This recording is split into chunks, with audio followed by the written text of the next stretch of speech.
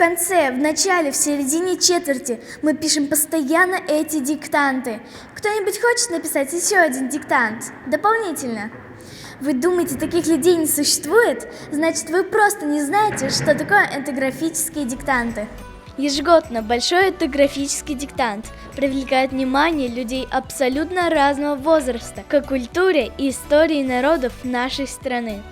В этом году в Башкортостане участниками этой акции стали более 3000 человек. Всего в республике было организовано 55 площадок. Гора новостей в среднем специальном музыкальном колледже. Интересно, насколько хорошо музыканты владеют знаниями по этнографии. Какие задания были самые сложные в этом диктанте? В этом диктанте мне было сложно насчет народов вопросы, потому что это сложно очень.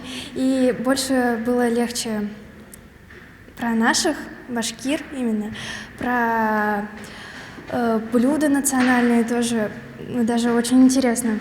Я думаю, я еще поинтересуюсь этим вопросом и поищу в социальных сетях или в Гугле там. В России эта масштабная акция проводится уже 4-й раз. В прошлом году диктант написали почти 400 тысяч человек в России и даже за рубежом. Всероссийская акция «Большой этнографический диктант» придумали для того, чтобы оценить уровень знаний о народах, проживающих в Российской Федерации. Ведь на территории нашей страны проживает столько национальностей. Как ты думаешь, зачем нужно участвовать в этом диктанте?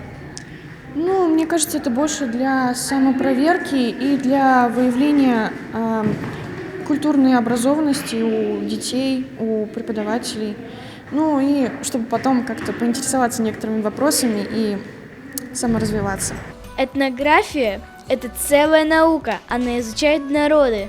Наверняка даже не все знали значение этого слова. Участникам акции предстояло ответить на 30 вопросов о современности и задания на знание истории прошлых веков. На написание диктанта дается 45 минут.